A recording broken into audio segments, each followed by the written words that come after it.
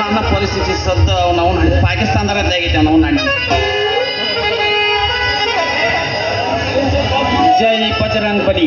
ನಮ್ಮ ಹನುಮಪ್ಪ ವಾಂಡ ಬಾಳ, ಪೂಜಾರಿ ಮಾತ್ರ ತೀರಾ ವಾಂಡ.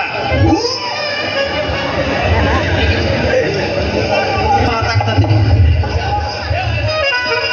ದೋತ್ರ ಗಾಣಿಗ್ಯಾರ ಹನುಮತ್ ನಾವಂದೈತಿ, ಆದ್ರ ತಾಂಬ ಹೊತ್ತಾಕತ್ತಿದ್ ನಾಂದೈತಿ ಅವಂದೈತಿ ಗೊತ್ತಾಗಲ್ದೈತಿ.